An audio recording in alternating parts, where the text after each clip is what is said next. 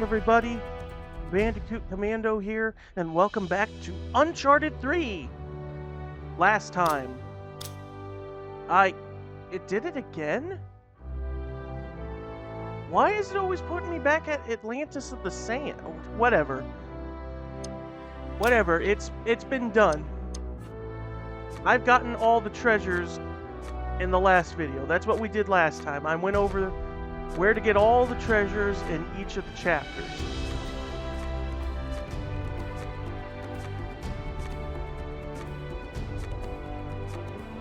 Yep.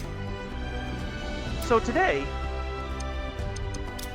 I'm just going to go over the concept gallery and talk about a little bit of the game's development, or at least what I can talk about in regards to the game's development, and maybe a little bit on the multiplayer. So let's start with the concepts, at least. Cartagena.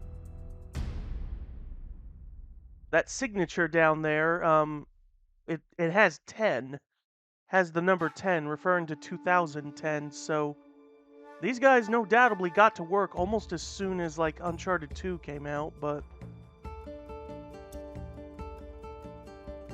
Concept for the pub. The pub's official name is referred to as the Pelican Inn, or the Pelican Pub.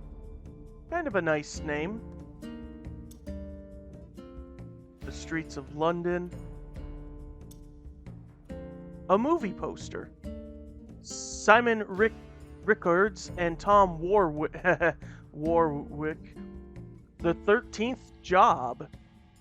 Starring, Simon, Tom, Gloria Samuels, Alston Loveguard, Arthur Sugden, Meryl Chine, and directed by Sidney Buckahan.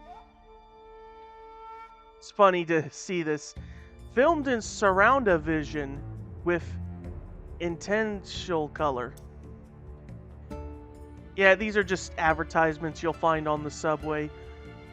The Morning News, Home and Garden Exposition. I can't talk today. On the 5th and 21st of February. A Winter Palace Exposition, Central London. The Wilford Empire. 6 to 8 p.m. Monday to Friday. Commencing Monday, November 2nd of 1959. Oldham Mayfield, Scotland's ambassador of glee. And a bunch of other stuff. The London International Equestrian Show from the 5th to the 21st of December of 59 and Regent's Court Arena. Holiday in Wales by coach or train, the Welsh Tourism Association. That red dragon also like associated with Ireland? Because I think I've seen that red dragon like somewhere on like unless I'm mixing it up with something else. Keep London tidy, everyone. We don't want a dirty London. Another keep London tidy. Concept for the underground, the London Underground, of the maintenance tunnels and all of that. It is fascinating how, compared to maybe like New York or LA, London seems to have like a very extensive train system. I mean, London, well, not so much as London, but the UK in general and a lot of Europe still use and rely a lot on trains more so than what we do here in America. Statues. I'm going to assume that these are based on like the various like people that are part of the order. The one in the middle may be Elizabeth herself. I don't know for sure. More of the concept of the underground. The Secret Library. Such a fun name, Secret Library. More of the underground This is probably when you're escaping from the library. I'm guessing Drake was meant to be up in the rafters a bit longer, seeing how he's at this bit. Catherine Marlowe's face study. That is a thing. When Marlowe was being developed, she originally just had white hair, and she clearly was meant to be a lot older looking. Different ideas for her outfit.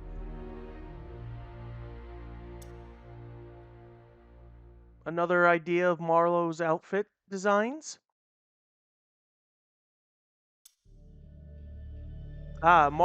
This is her old render, though.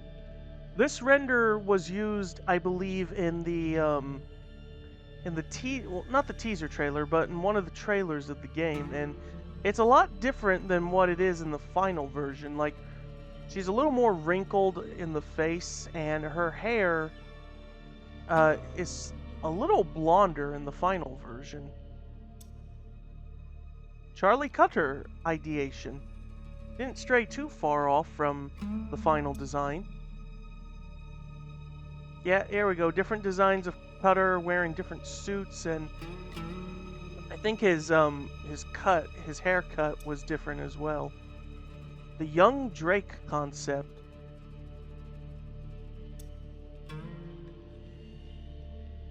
See a young, plucky Drake. That is the... I don't really want to go into detail and spoil things, but Marlowe is right about one thing. Drake isn't really part of his name. Nathan is his real name, but Drake, on the other hand... Some concept of Chloe. Another concept idea of Chloe wearing that iconic red shirt underneath that jacket. An alternative idea for a jacket and shirt design. Charlie's apartment, which is rather nice if you ask me. And another idea of Charlie's apartment. What is rent like? Space for the bookcase. What is rent like in London? Because I'd love to have a big enough apartment room myself. Just saying. I mean, I still live with my parents, but if I could move into an apartment room, what would I need to do to get a nice room like that? Alright. Different concepts for the agents and other things.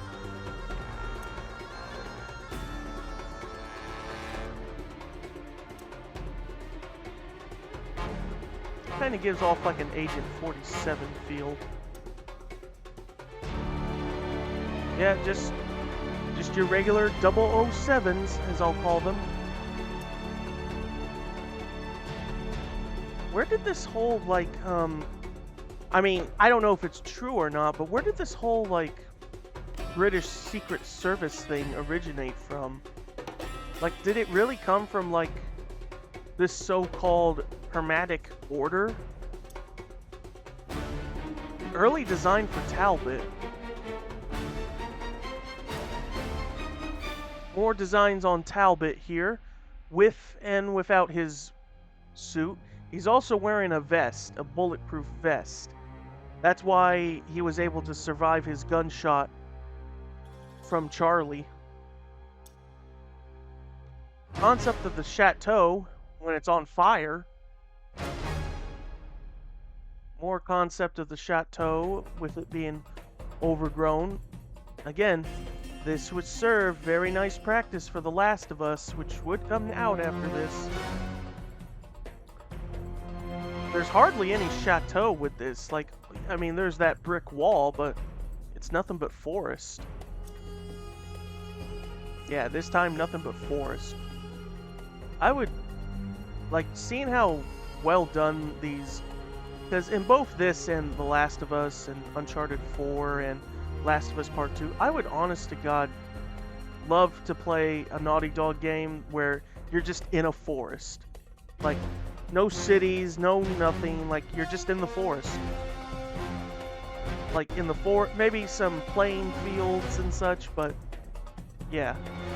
Alright, so concept of the chateau here.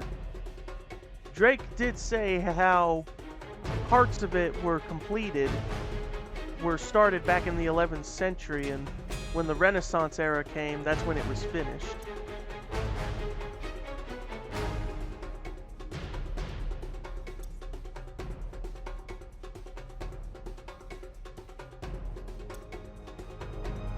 That's the main tower of the chateau, and that's the fire.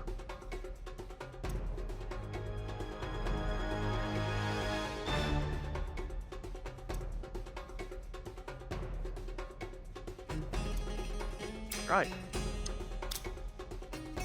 Oh, this. So, this is actually more of a multiplayer thing. This statue, because this time it has the date on 11 for 2011. This statue was actually for a multiplayer thing. It was for, it was basically for the co-op survival story mode thing. And the statue is completed at it once you play through all, I think it was like 5 parts, because there was a DLC that acted as a prequel to all of that. Concept art for the spiders. This was made way back in March 29th of 2011. The idol concept, Syria multiplayer lion idol.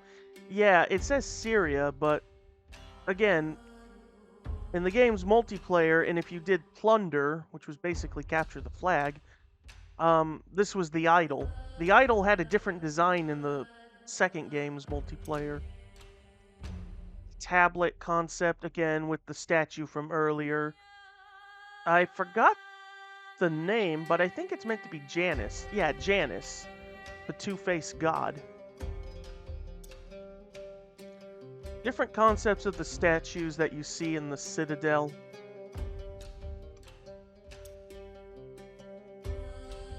One hand up, one hand low. As above, as below. Here's, yeah, different concepts of the castle. It's really well made.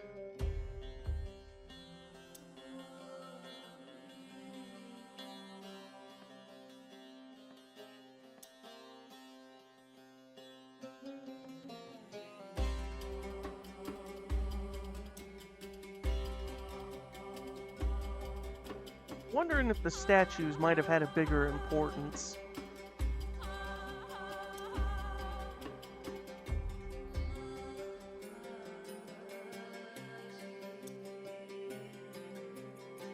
This time the setting is around at dawn. This is probably when they were getting the hell out of there.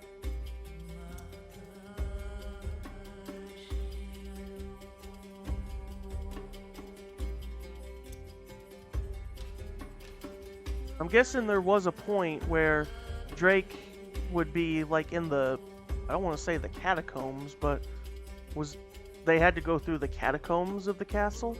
I mean, we were briefly down there, but it would have been more expansive. This must have been a dungeon. All those hanging brackets, kind of spooky. Oh, it's actually more of a crypt, because those look like tombs. Oh, so that was the crypt. Okay. So different ideas for the globe, or at least different angles that you would see the globe. And the gatehouse.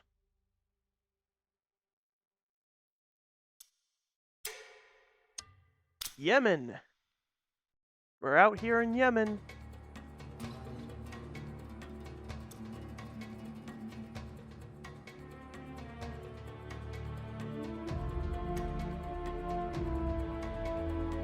Panorama. I wonder if this is like real. Like if this is actually from a real area in Yemen they took from. Because I don't know if it's a rendering thing, but I see like there's a lot of greenery in the back, like in the middle section, and I don't know if that's like maybe garden or an oasis. Planetarium device. Different designs for it.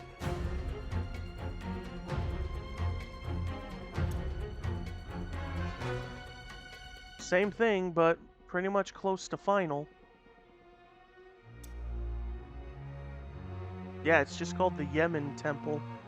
I called it the Temple of Solomon, though. Not sure if that's really what it's called or not.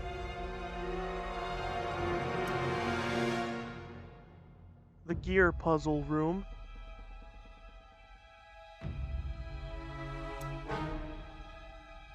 The statue. That's honestly a fun title. The Statue Garden.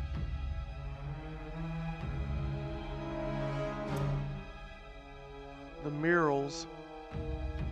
And dead center, that is what Salim had spoke of the power of the jinn, the genies.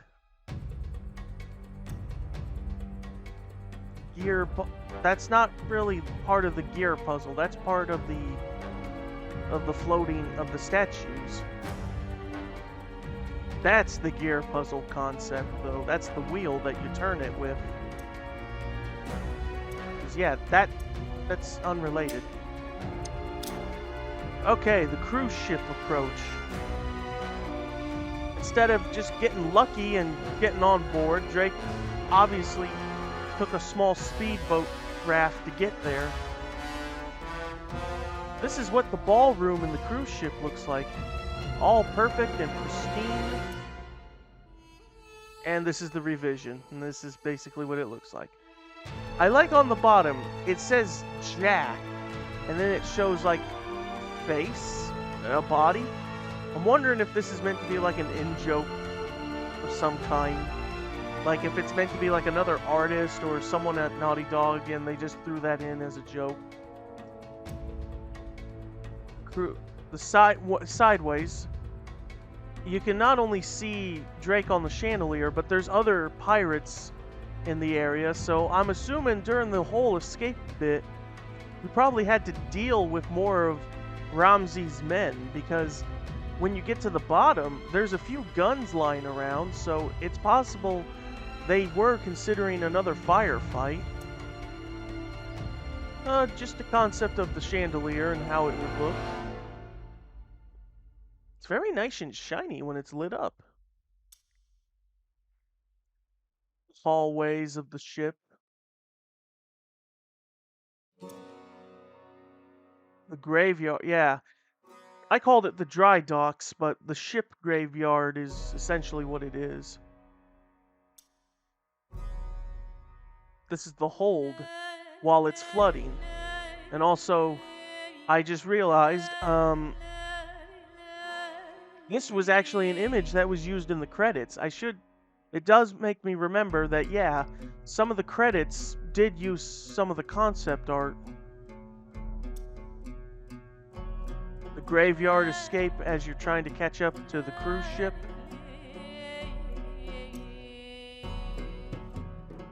More interesting concept for the graveyard.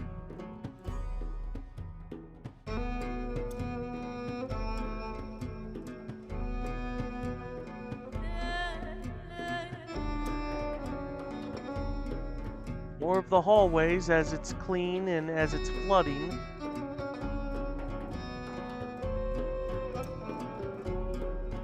The various thugs and enemies you fight in the game. You can identify how tough they are based on their choices of weapons and, more importantly, their clothing. Light thugs, as you can see, they just wear simple tank tops. Some may or may not wear hats, and they always carry pistols, making it easy to melee them. The medium thugs carry a variety of pistols and rifles and such. They tend to wear jackets, and if you melee them, they will, they'll put up a fight, they'll counterattack and such. You can always counter back. And the heavy thugs, obviously, there's the big guys who will melee you, and then there's the big guys with the pack. Melee guys, it's fun to melee them down, but the pack guys, you better hope you get some strong weapons to bring them down. Yep, concepts for the brutes. I just keep calling them big guys, though. He's basically the same model, just without the jacket and his hair was shaved off. render. Ramses. Ramses, the pirate captain.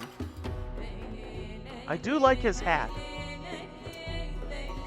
And his render. Yeah, I like his hat. He's got a great hat. It's a shame. It sucks that when you play multiplayer, when you get the skin, you have to unlock the hat. Oh, that was not a fun day for me. Alright, London Drake concept. Yeah, just the different stages Drake goes through. Like, his suit's all perfectly fine and clean, then it's a little torn and tattered, and then he's a bit bloody from the gunshot wound. Well, he was wearing a vest, thankfully. Desert Drake concept. I'm also guessing they were fiddling about possibly giving him a different hairstyle. There we go. There's the Brendan Fraser I know. As someone who's seen The Mummy, you know, it's a good time. Concept art for the agents as they're out in the desert. And similar to before, you can identify how dangerous they are based on their clothing. Yep, here we go. The heavy guys, they're big. But you hardly encounter the heavies in the desert sections. Oh, they're also called Enforcer character classes. So, the ones that wear the yellow head wraps and such, they carry RPGs and or M32s, and they may or may not wear hats. Those that wear plain white headbands of different kinds, head wraps, they'll carry different pistols and or rifles. The ones that are wearing the goggles on their head, they're snipers. The red wraps are shotgun people, and yeah. Out in the desert, walking through the dunes.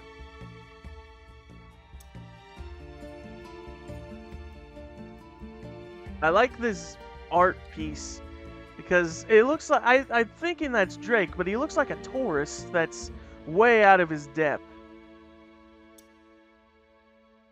Concept for the desert village.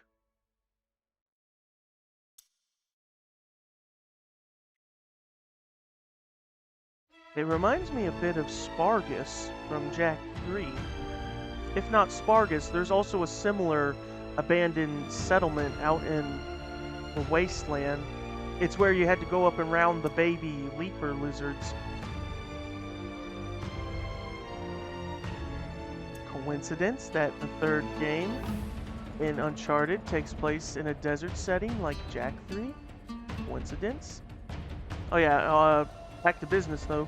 Just different designs for the oasis of Bedouin. Yep. They're lucky to have a nice oasis. It is weird that in the actual final game, because the concept shows some camels here, but in the actual final game, we never see camels. It's possible that they may have considered using camels, but that probably would have been too difficult, so they went with horses.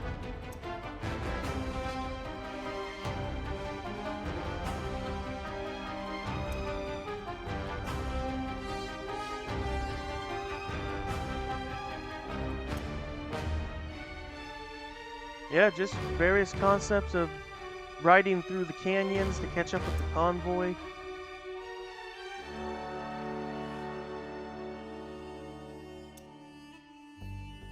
The Atlantis of the Sands. Aram of the Pillars, the City of Brass, Ubar, your choice of words of what you want to use. Well, it certainly has a lot of sand, that's for sure. I did mention how, you know, this piece. The cargo plane is coming down, which means that originally there was probably an idea where instead of crashing out in the middle of the desert, you literally would crash at the front door. the entrance of the statues. Pretty impressive. Oh, this fountain concept. I didn't really focus on it because I had to fight off, the hallucinations, but this fountain, everything that it explains here, it does do. When the bowls hit the bell, the water stops. Opens up slightly, folds out, screws open, parts come out, plays around like a toy carousel. The waves and sea creatures may move up and down as they rotate. Keep playing until the bowl retracts back to its starting point. Then the water stops, everything goes back to its regular fountain look. Go back to below after the show is over. This is the statue concept at the entrance. The head slowly turns from slight sideways to looking front position. Positions the spear straight up by pulling in the elbow toward the body. The spear and its holding hands spin around, not too fast, not so fast, nor too slow. The left leg rises, causing the spear to stop. The spear bounces backward slowly as the left leg goes down to its original position.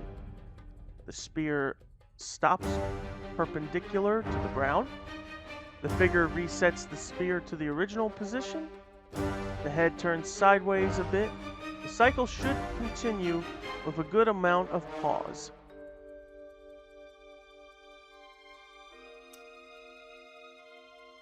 Different concept of the statues, the inner machinations of my mind are an enigma. The teaser trailer concept, which yes, I remember seeing the teaser trailer long ago.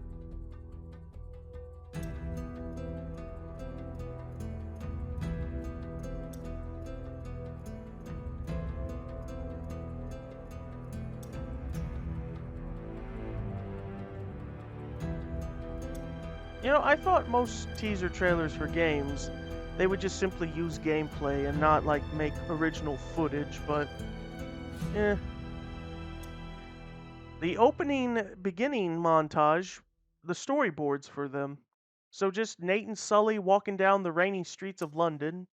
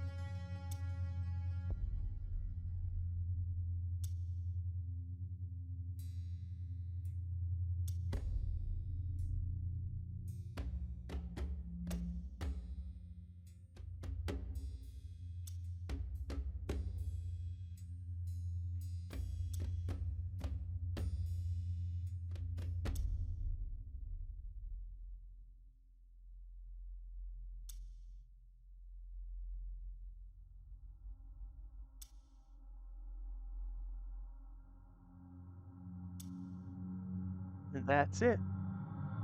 If I were to play it and try and compare it with the storyboards, it almost matches beat for beat. Alrighty, well, that's it. I'm not going to play the featurettes, of course. We went over the story cutscene names and such and treasures. Just to get it out of the way, I think I'll get a few Easter eggs out of it. Well, there's only 2 Easter eggs that I'm going to go over. One of them is the most obvious. Where are you? You're here somewhere. There you are. The Strange Relic. If any of you have ever played Naughty Dog games, you've most likely played Jak and Daxter. And as you may know, in all Uncharted games, the precursor orb is always a treasure collectible. and that if you translate the precursor words on the orb, at least for Uncharted, I don't know if it applies to the original Jack and Daxter game, but if you translate the precursor writing into English, it stands for Naughty Dog Madman.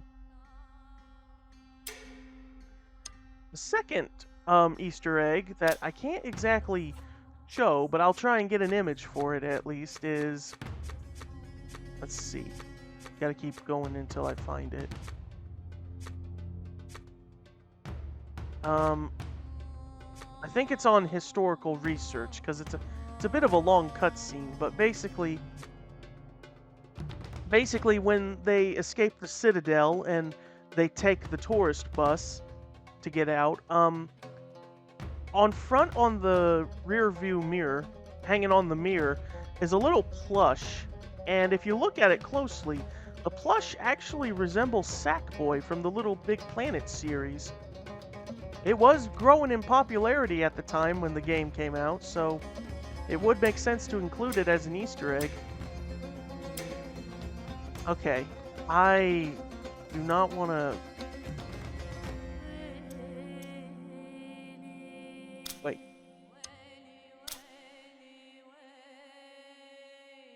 Oh, okay, I can't do that, but... you could do... Yeah, you could do that, I think. I think you could still do that, but... Let me hit this and we'll see what happens. If it crashes or whatever, I'll just simply, back away. But all the servers were shut down back in 2019, so... Yes, failed to download the config file, so... What, are you not going to kick me back to the menu, or do I have to do that myself? Yeah, okay, it kicked me back. That's good. So yeah, multiplayer. I wanted to go over multiplayer for a bit, so... For that, I'm going to do this. See? With the power of OBS, I can mute the game. This will make it fun to do more things if I want to talk about development and such, without having to put up with, the music. And I can always turn it back on whenever I want. So, multiplayer. The earliest, the multiplayer did have a beta. I'm trying to get up to the beta as quickly as I can. Yes, the multiplayer beta was back on the 14th.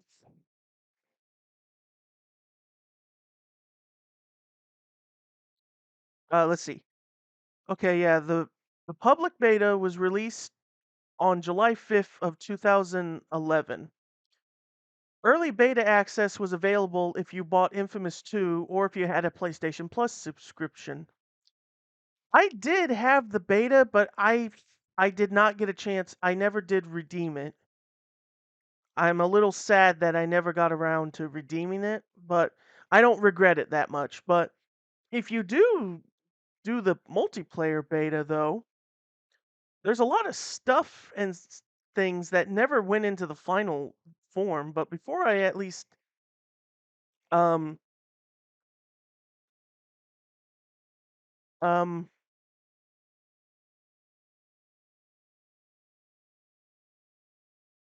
and yeah, when you do the beta, your progress will count towards the final game, I believe. But let me look and take a moment to see.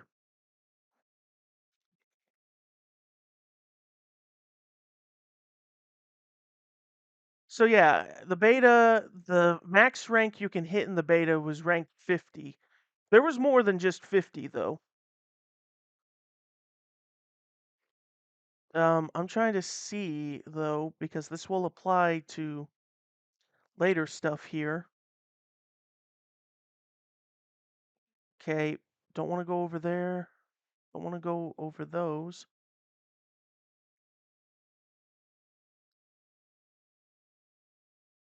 Okay, those I remember.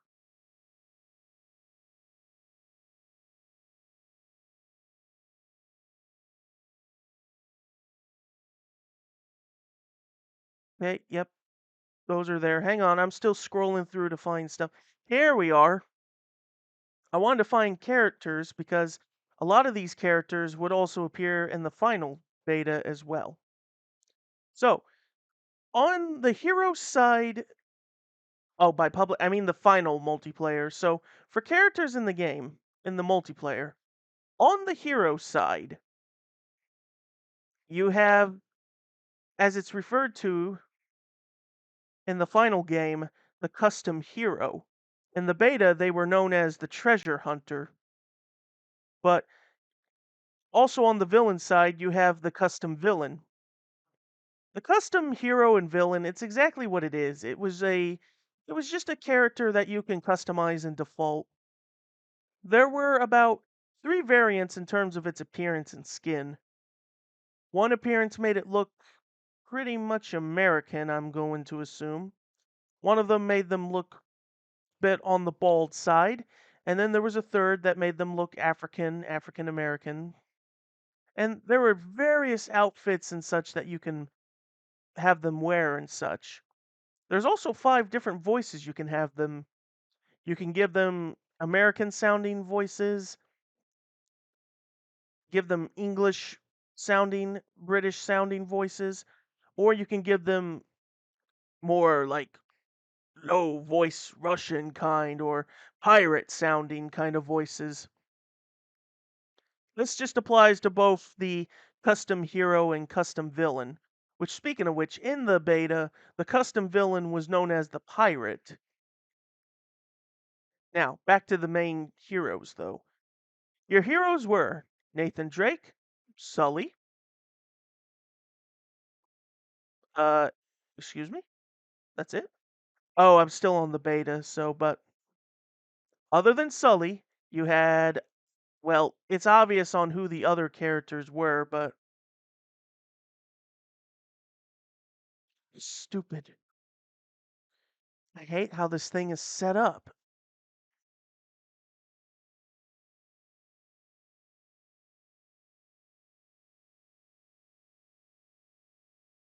It'll take me a while to find the characters bit. Oh, whoa. Oh, the maps. I gotta remember to come back here for the maps. Okay, but first we gotta get the characters out of the way. I already went over 3 on the hero, well, technically 4, but still, I went over at least 3 of them.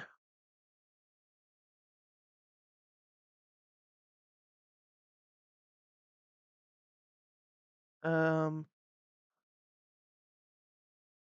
mult- no, no, no, not that. I'm gonna have to do something else, huh? In order to get to the multiplayer characters, DLC, boosters, game types, maps, playlist.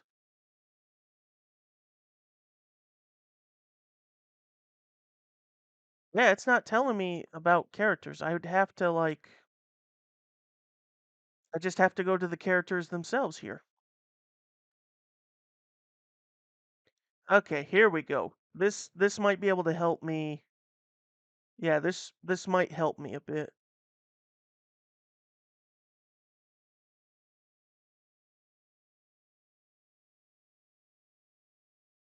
Okay, so yes, multiplayer characters here.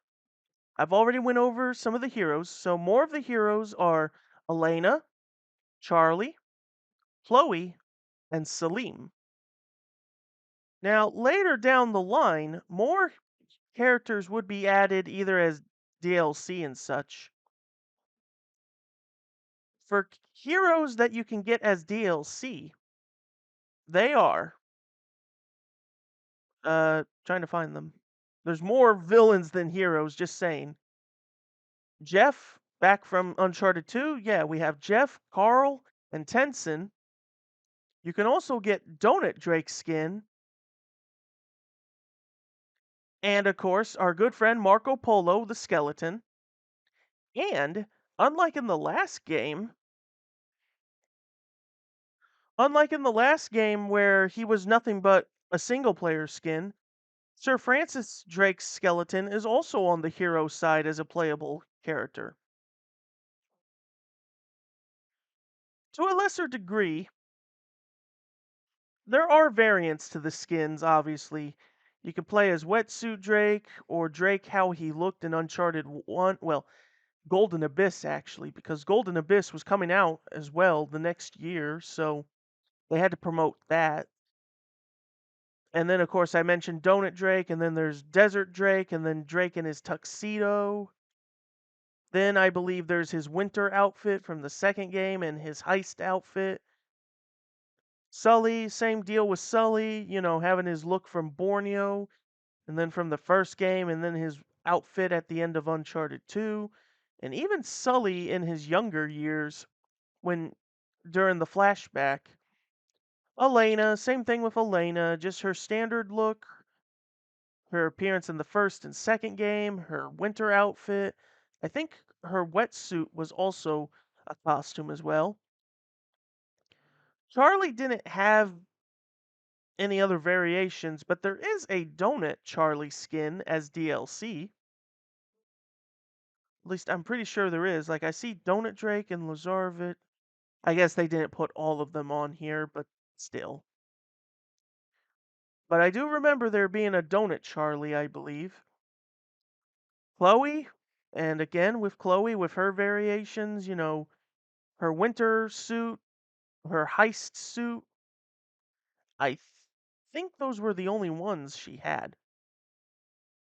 I do think there was a Donut Salim outfit. I don't fully remember. One final hero I will mention is Spider, and that's with a Y, not an I. Spider, or that's his nickname, but his real name is Jeremy Gallant. Jeremy Gallant is a as I look him up here. Uh, there was a competition that Uncharted had that a winner would that the winner would appear as a skin in multiplayer. I'm trying to like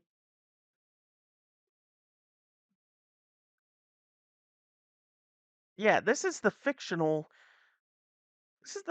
stuff that they gave to him, but I'm trying to find the real Jeremy Gal. Does he not have like a real article? I'm gonna look up if he has a real article or not real quick. Is he even still No, he has to be alive. It's only been 10 years, but he was like at the time when the game and when his skin was added, he was only 24 at the time. So, and it's only been 10 so years, so he should be alive.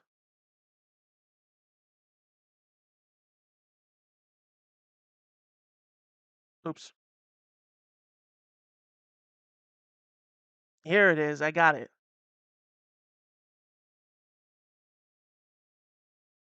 Oh, wait a minute. Oh, it sounds like something bad might have happened. Yeah, he doesn't have like a real life, he doesn't have like a Wikipedia article, but I'm seeing something here where he had a brain injury. He used to be a parkour instructor. So, yeah, Jeremy Gallant, Spider, he was a parkour person and he won the competition to appear in the game, and he was an orphan. He grew up as an orphan in New York, but he was a parkour person really. He worked on the character's motion capture and voice acting, and yeah, and he even obviously gave him uh a story, well, the fictional version, not his real self. At an early age, Jeremy Gallant was orphaned when his two archaeologist parents went missing. Following their disappearance, Jeremy took to the streets. Using his acrobatic skills, Jeremy became a thief, committing a long range of crimes such as break-in and burgling, and always managing to escape. Donning the name Spider, Jeremy began to use his abilities to explore tombs and catacombs in order to uncover centuries of old secrets. He lives for the thrill of discovery and to follow in the footsteps of his archaeologist parents. So yeah, he's a real person. I don't know what he's doing as of now, but because I really can't find anything on him other than that apparently he might have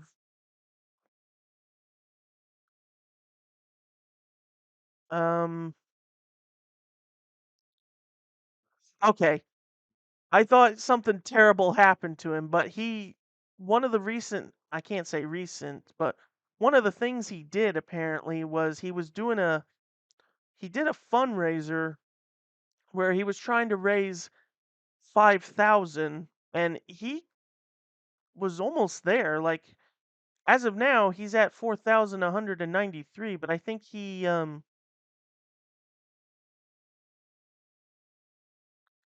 last update he made to this thing was back on August 29th of 2019.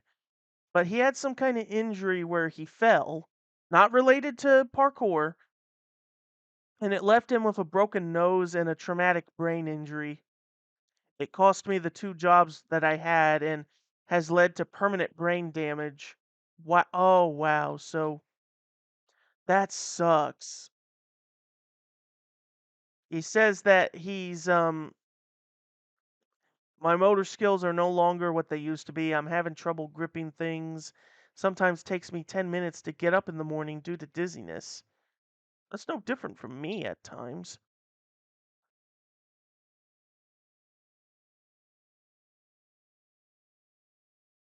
Wait, this has left me unable to work for too long, and I'm now in serious debt and facing homelessness. I've been solely surviving off of donations to eat, sometimes going days without. I am nearly 3K behind on rent and will be evicted if I don't have at least a majority portion of it paid by the 31st of this month. Well, he at least sort of was able to fulfill it, but wow, I did not expect that to take a turn. I was just looking up a thing about this character who won competition to appear in the game, but wow, the fact that he everything went downhill for him so hard. Wow, I'm just surprised and shocked. Well, back to the back to back to going back to what we were doing that is. So I mentioned Spider as a skin, like geez, that's going to be hard to get off my back now after reading all of that. Other heroes after Spider, the Bedouins, Salim's Bedouins were also part of it, and there's three of them. If I can, well, I found one of them, but I'm trying to, here it is. These three Bedouins are, and forgive me if I can't pronounce their names right, Faraji, Faraja, Ali, and Duud. They're part of the, like I said, the Bedouins, the Rogues Pack DLC.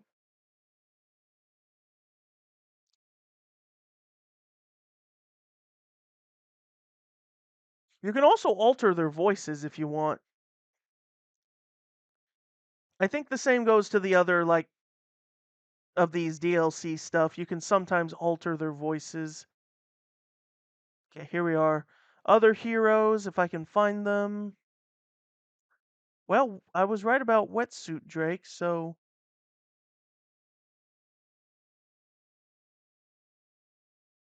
yeah, I think that's all the heroes I went over. On the villain side, I already went over with the custom villain. You have Talbot and his variations. He has his desert outfit, and there is a donut Talbot skin.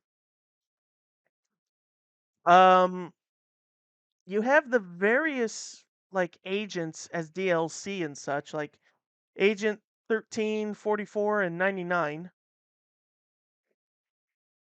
Um, there's also there's also Dead Agent, which is the one that Drake and Sully found in the chateau. There's also Desert Agent, but they're the same ones. Desert Agent 13, 44, and 99. Oh, I was right. There is a donut Talbot. Dalbit. It's like dab. It's like dabbing. Marlowe was also a multiplayer skin, along with Ramses.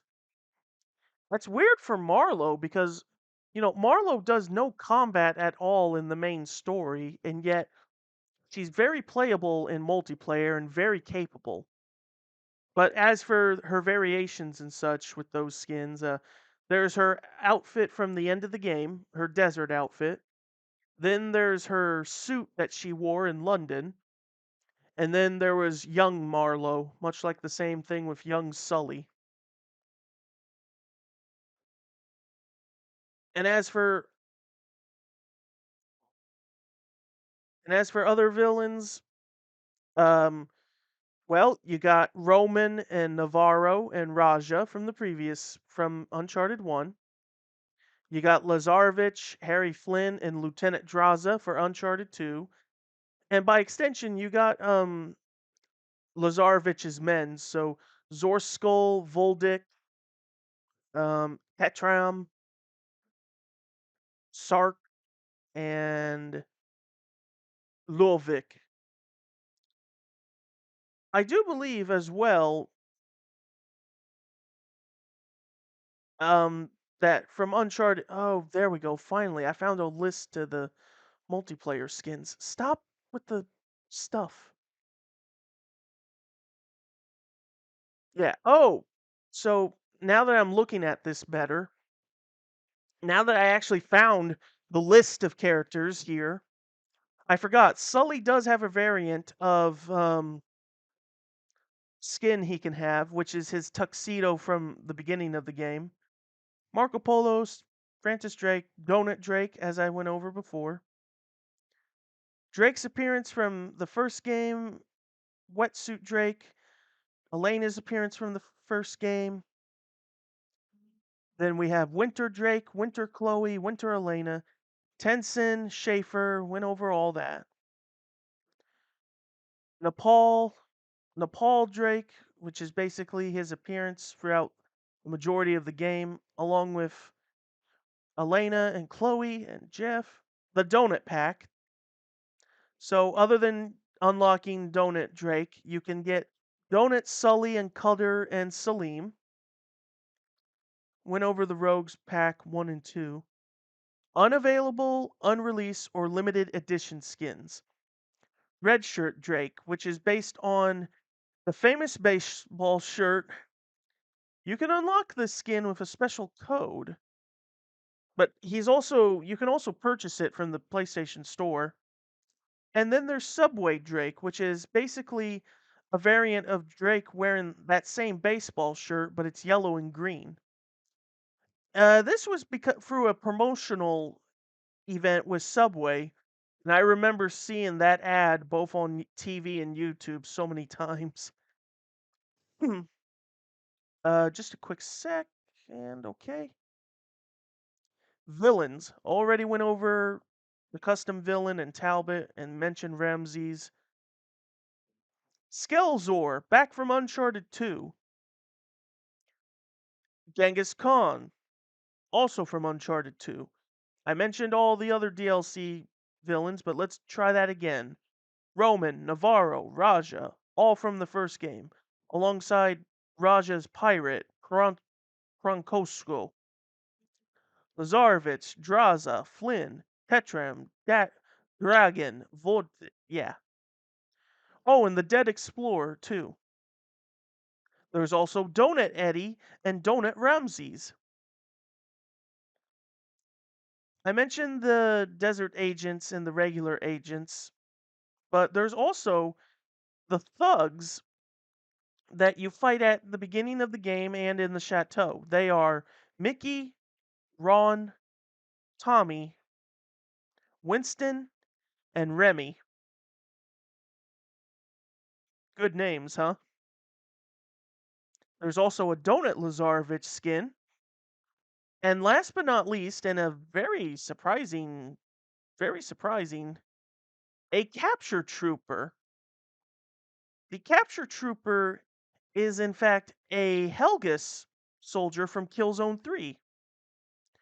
I fought these guys in Killzone 3. They are quite dangerous if you're not careful.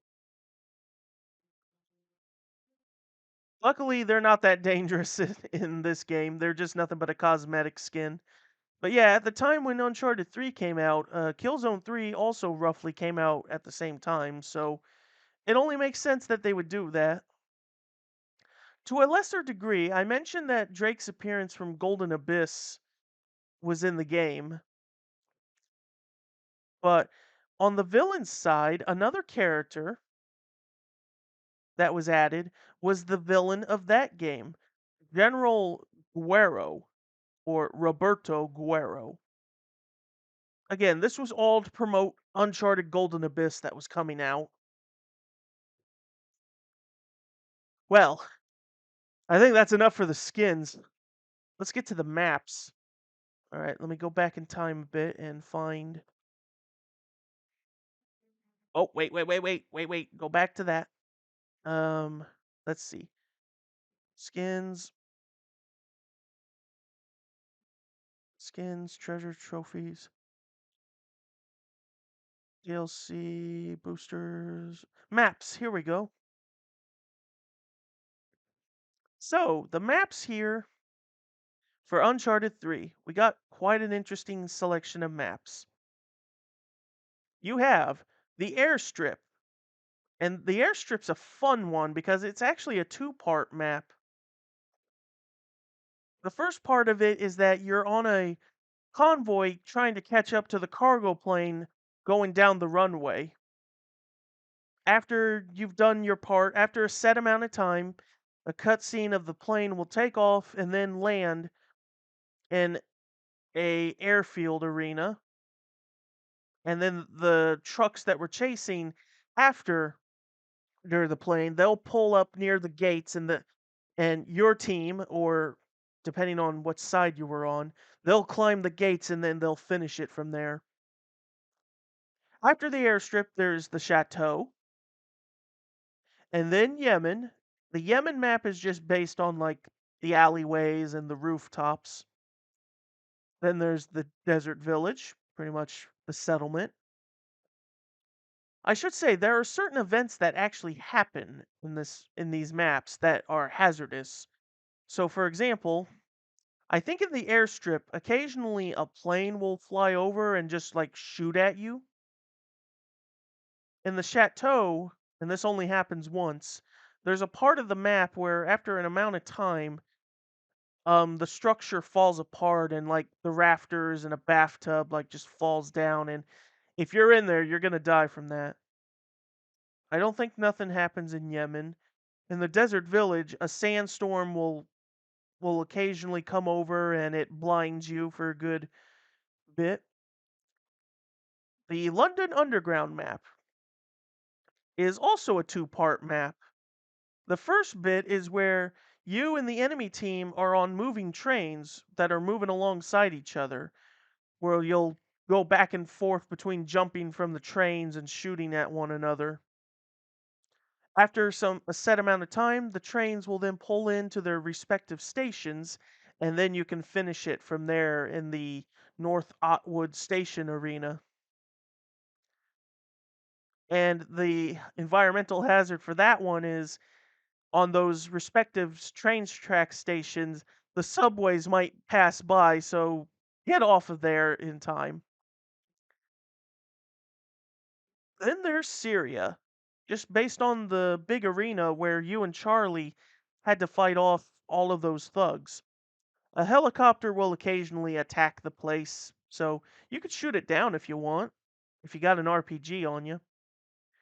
And then the City of Brass, which is mostly based on the first part where Nate suffers the hallucinations after Sully's killed and he jumps on down. These maps were added into the final game after they were first released weekly during the Subway sweepstakes. First is the facility, which is basically a remake of the map of the same name from Uncharted 2. The difference being, though, is that it's covered in snow and ice, so the water that was there is now frozen. Then there's the Molten Ruins, which is a remake of the flooded ruins from Uncharted 2. It's no longer flooded and there's no water, so it's basically in one volcanic area. Then there's the High Rise, which is basically the map of the same name. This map, the difference though, compared from Uncharted 2, is that it has zip lines, unlike the previous game, and it's been changed to nighttime instead of daytime. And then there's the museum, which, again, same name of Uncharted 2. Instead of at nighttime, it's in a daytime setting. For DLC maps, you have the cave, which is a remake of the ice cave. It's no longer snow and ice, it's just green and vegetation. Then there's the fort, which, uh, again, same from Uncharted 2, except this time it's rainy, and sometimes a heavy fog will cover the map. Then there's Sanctuary, or the Sanctuary, or the Monastery from the second game. It's replaced a lot of the snow, so there's a lot of grass and moss, and it's not daytime, it's now nighttime. So you can occasionally see the aurora borealis. Aurora borealis at this time of night up in Tibet? May I see it? And then the final for that map pack of DLC is the Lost City. It's covered in snow and ice. Then more maps from Uncharted 2 that were revamped and remade. You have the village, where it's set in daytime and not cloudy. Then there's the plaza, where this time it's set at dawn instead of nighttime. And then there's the temple, which it's nighttime instead of daytime. And then the train wreck, which this time it's no longer snowy or blizzard. It's a sandy mountain, which means that yes, I believe a sandstorm will blow up occasionally. Then there's the Drake's Deception map pack, which released 4 additional maps based on more locations based from the game's single player mode. You have the Graveyard, which is based on the ship graveyard. You can swim at different parts of the ocean. Then you have the Old Quarter, which is based on the historical section of the city of Yemen, but it's at nighttime. A helicopter will attack you on this map. And as for the graveyard, if I remember correctly, actually, I don't think there's no event that happens on that. Then there's the Oasis, which is basically slightly based on the Bedouin encampment. It's got some tunnels connecting to one another. Occasionally, during the match, a plane will drop a cargo crate that will give you a power weapon, and that cargo crate can kill you. And then there's the London streets, which is just based on the beginning of the game. It features basically different buildings you can go into. You can go into the Pelican pub as well. The newspaper in particular is still there. I forgot to say that. I forgot to mention the newspaper Easter egg. How silly of me. The newspaper Easter egg. Let me go over that real quick. At the beginning of the game in the pub, you'll find a newspaper which, if you read it, the headline says, "Scientists still trying to understand deadly fungus."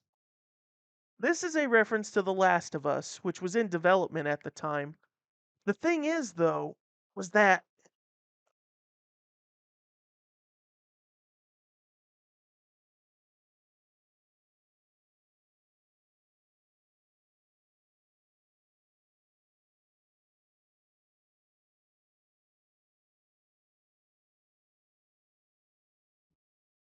one of these days I'm just going to have to get me a new mic. because it got unplugged again. As I was trying to say, though, before I got cut off by my mic, the newspaper initially, when the game was being developed, that was only in there as an in joke for the team. They were going to remove the Easter egg. They were going to remove the Easter egg in the final launch, but they forgot to change it. So when the game launched, um, they almost ruined the surprise of when they wanted to reveal The Last of Us. So that same Easter egg is now also in the multiplayer map as well, but by that point, the game had been out for several months, so it was safe to keep it in there. And plus, The Last of Us had been revealed at that point, so it was perfectly safe. Did I not? Oh,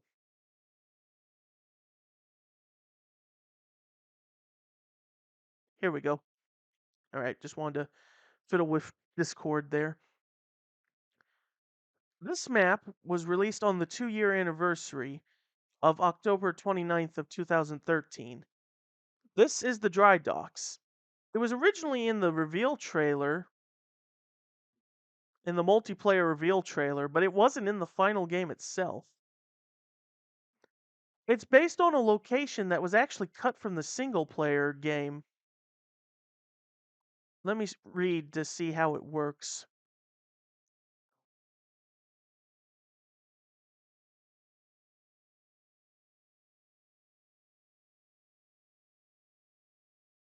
Yeah, there's nothing saying about the original intention, but there was an aspect of the map where the gimmick of the map though was that it would rise and sink in the ocean and you'd be able to swim around, but they removed that feature on the final map. But you could still swim around in one little area.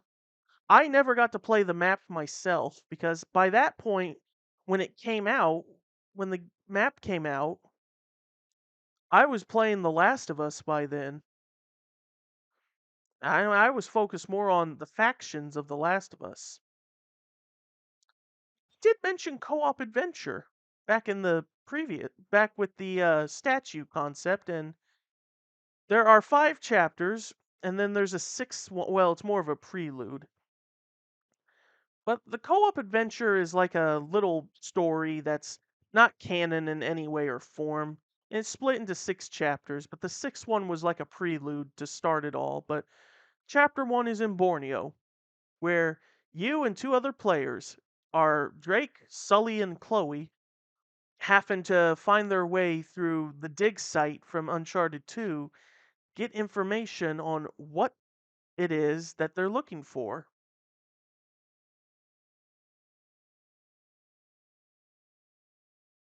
Let's see.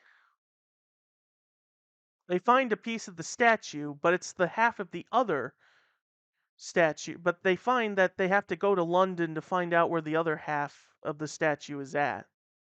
It used to be part of the Vatican. Chapter 2 was the London Underground. And on this map, you and 2 others are Drake, Sully, and Cutter. You're just sneaking through the underground and you get to the secret library, and from there Drake will tear a page from the book that will tell them the location of a monastery. After you escape, Chloe will be in the getaway van and get them out of there. The monastery is not what you think it is. It is based on the monastery cathedral from the first game. In this chapter, you play as Elena, Chloe, and Sully. All we know is that at the start of the chapter, Elena and Chloe and Sully are already tied up on wooden post and they've captured Drake. Or at least he's somewhere alive. Once you find him though, Once they find him though, he knows where they need to go. They need to go to Syria to find the other half. On this map, you play as Drake, Sully, and Elena. after going through all the after going through all the problems you go through on this map, once you get to the top, once they get to the top of the tower and take out some helicopters, they find the other half, or at least, oh, okay. They find half of the Janus head. The first one, they didn't exactly find it. It was more of a leeway to give them a lead on where to go for it. The final chapter is at the airstrip or the airport. In this one, you're Drake, Sully, and Cutter. It's funny how in all five of these, with the exception of chapter 3, Sully is playable in all five of them. For the airport, well, once you get to the end, you have to fight Eddie, Flynn, and Lazarevich, which once you do, they get the other half of the statue and put it together. And Drake decides to call it Fleddy in honor of, you know, in honor of Eddie and Flynn. The Janus head, though.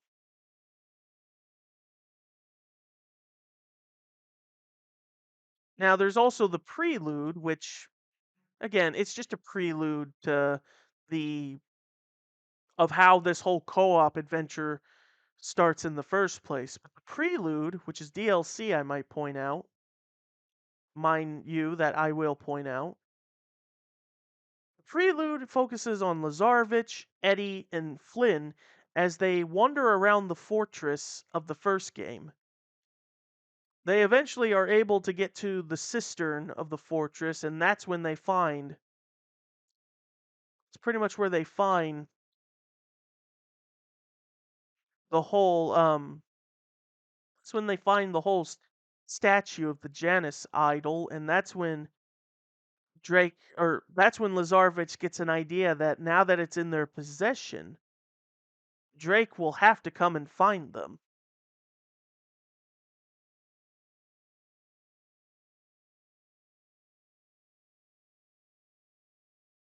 Now that I got those out of the way, geez.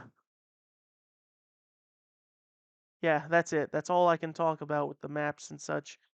All in all, good times with that game with its multiplayer. I remember spending many a day and afternoon just after school playing it with my friends at the time. It was amazing, magical time it was. And then The Last of Us came around and I did what I could on that. Now, a lot of you are probably getting bored by now of this going on for too long, so why don't I get to the part where it matters, the whole game's development. There's really not much I can comment on with the game's development, but there are a few points of interest that I can speak of, though. Give me just a sec as I get to it.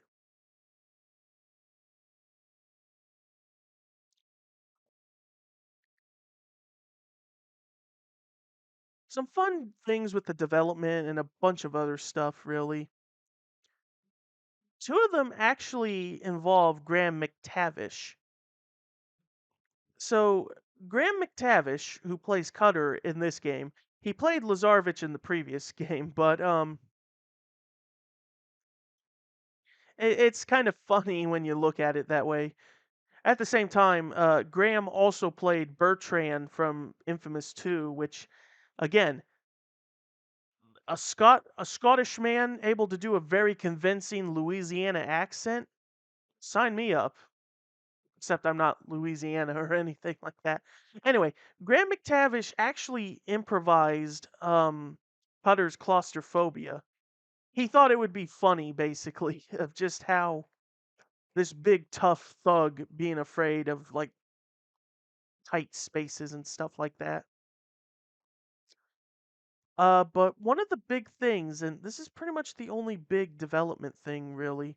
Well, there's a few other little minor ones I can go over, but Hutter was supposed to stick with Drake for the entirety of the game. Like, after Syria, He was supposed to stick with Nate up till pretty much the City of Brass.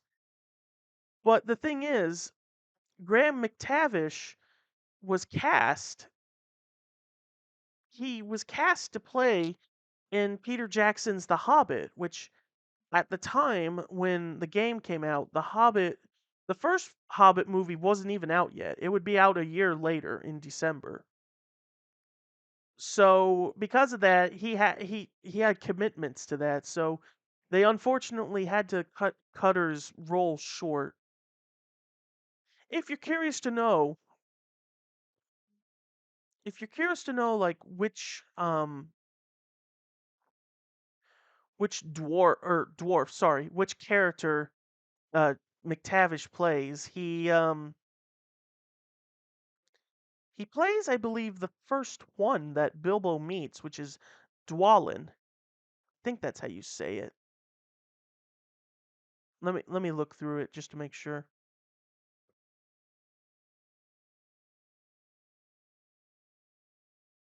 Okay, here we go. I was looking at the wrong thing.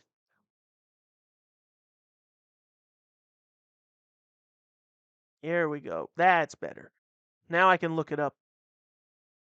Yes, he plays Dwalin. I'm pretty sure that, like I said, he is.